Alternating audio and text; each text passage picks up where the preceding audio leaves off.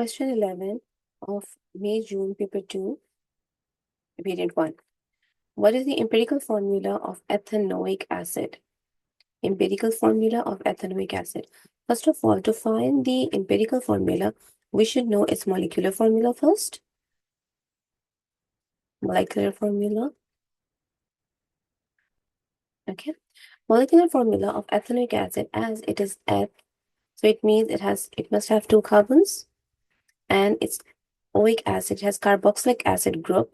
So there will be two carbon, and on one carbon there will be the carboxylic acid group, and the other carbon is completed by hydrogen atoms. So this is the structure of ethanoic acid. If we count the number of carbon and hydrogen atoms, this will give us the molecular formula. So it will be C2H4O2. This is the molecular formula of ethanoic acid. Now, if we want to find out the empirical formula, we will we'll simplify the molecular formula. So we'll simplify it by using the table of 2. We'll divide it by 2. So it will give us the molecular formula, which will be CH2O. So B.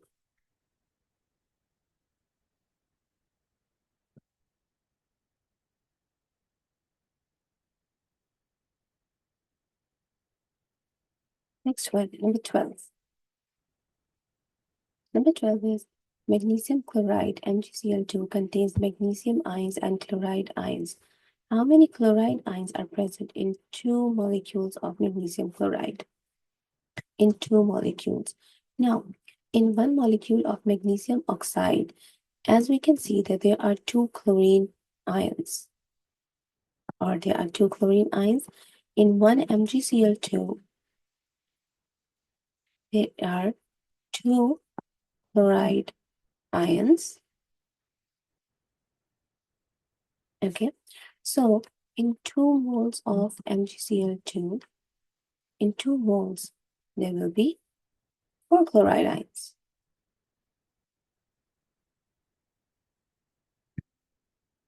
For 4 chloride ions, we multiply them with the Avogadro's number, Avogadro's constant, which is 6.02 into 10 power 23. This is Avogadro's constant. This much particles, Avogadro's number of particles, are present in every 1 mole of a substance. In every 1 mole. So in 2 moles, there are 4 chloride ions. So we are multiplying this 4 with Avogadro's constant, and it will give us the value that how many chloride ions are present. So let's multiply.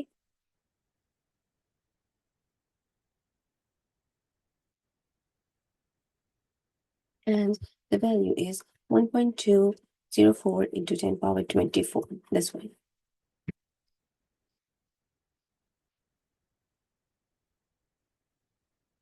Next question. Metal object is electroplated with copper. One electrode is a metal object and the other electrode is copper. The electrode is dilute copper sulfate. Which row shows the ionic half equation for the reaction at the anode and the observation of the electrolyte? Okay. Now, when the object is electroplated, that metal object, the substance which we want to electroplate, that has been made cathode, that object is given a negative charge always. And the substance with which we want to electroplate, that substance will be our anode, positive anode. So copper will be our anode. And at anode, what happens at anode? The copper, which is present on the anode, it loses its electrons.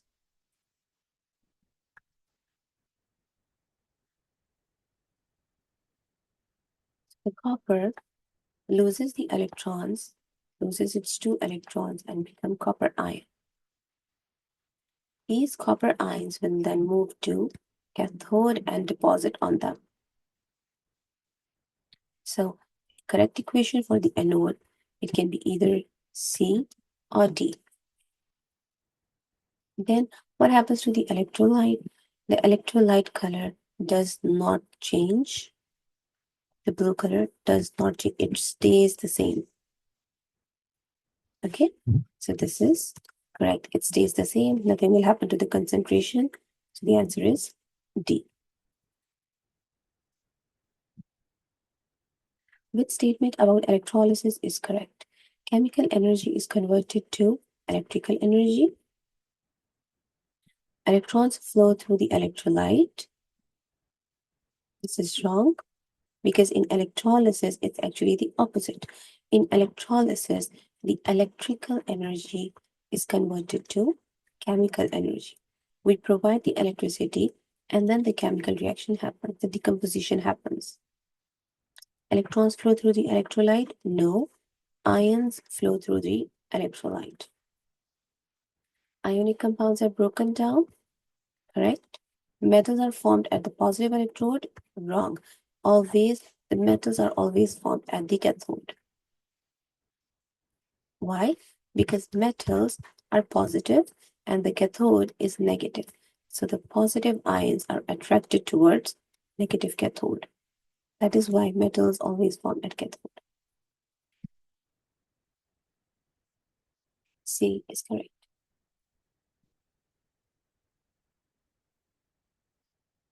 Number 15. We have the reaction between hydrogen and oxygen and it releases 486 kilojoules per mole of energy. This is the energy which it is released. So its delta H is 486 kilojoules per mole.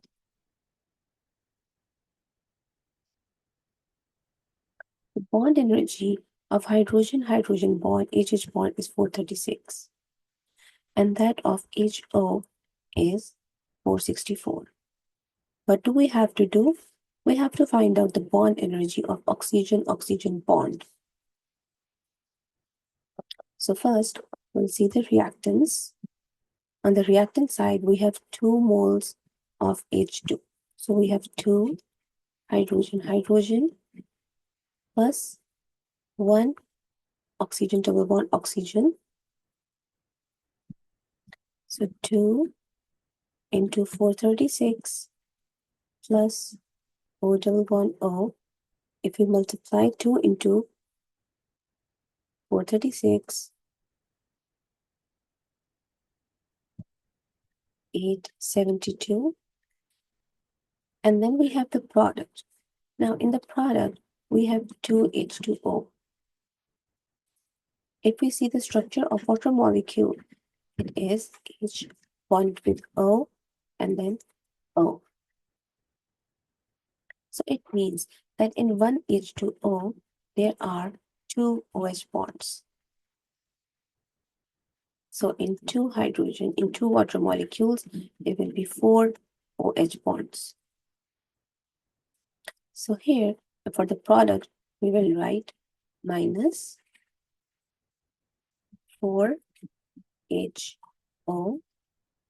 4HO, bond energy is 464,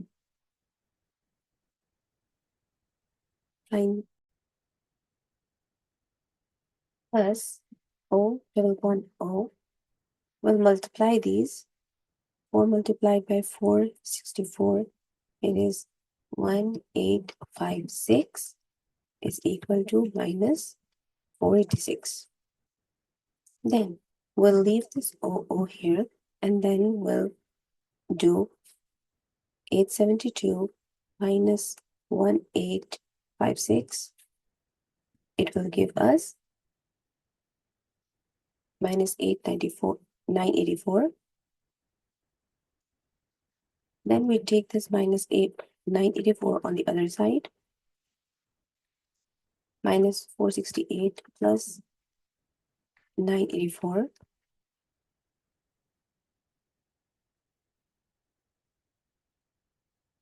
And the answer is coming 498. C is the answer. That's how you do it. Next question. Which reaction pathway diagram shows a reaction that will give the most energy. It will give out the most energy. Give out most energy. Give out means it is releasing energy. Releasing energy, so it will be exothermic reaction. Okay?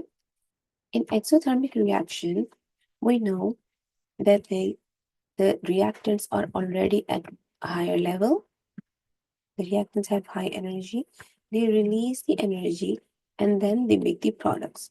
So the product's energy is low. So that's how the exothermic reaction pathway diagram is made. Now we have to see which one releases the most energy. The answer will be from A or D, because in A and D, the reactants are up and the products are down. And the most energy is released in A. As you can see, the A delta H length is longer as compared to D delta H. So A is the correct answer. Number 17. When calcium carbonate is heated strongly, a gas is given off. Which word describes this change? A gas is given off. Calcium carbonate is heated, it decomposes and forms a gas. A gas is forming a gas, it means a new substance is formed. A new substance is formed. And when a new substance is formed, it's called a chemical change. Part 18. Powdered magnesium carbonate is added to aqueous dilute hydrochloric acid. Magnesium carbonate is added to hydrochloric acid, which is in excess. The total volume of gas produced is measured over time. The graph of the results is shown. This is a graph and we're getting a curve. As you can see, the total volume of the gas is increasing over time, and then the graph is becoming straight. When the line becomes straight, it means the reaction has finished. The experiment is repeated, but the concentration of hydrochloric acid is doubled. Hydrochloric acid is doubled. All other conditions are kept the same. Okay, so hydrochloric acid is already present in excess. Okay, already present in excess, and we are doubling its amount now. Okay, so which one is correct? With statement. The final volume of the gas is 360 centimeter cube. That will be wrong, because if we are taking the more concentration of hydrochloric acid, if it is doubled, then obviously final product will also be more. The reaction finishes before 90 seconds. Here you can see that the reaction is finishing somewhere here. The reaction is ending and we're getting a straight line. So this is 90. In this experiment, the reaction is ending at 90. So if we are using the more concentration of hydrochloric acid, then we are increasing the concentration, and increased concentration means the rate will be faster and the reaction will finish quicker. If the reaction finishes before 90 seconds, yes. The activation energy of the reaction is lowered? No, because the concentration does not affect the activation energy at all. It affects the concentration, affects the number of the particles. So the answer is 2 only.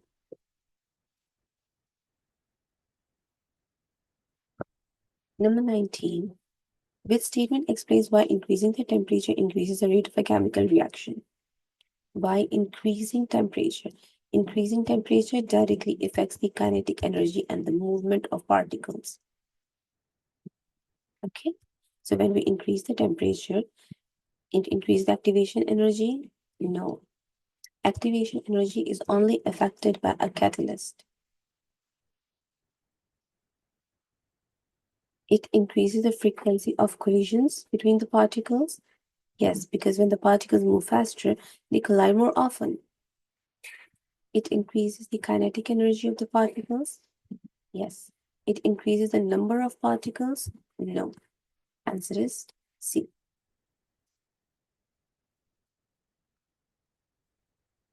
Next question. Hydrogen is made by reacting carbon and steam. The equation for the reaction is shown.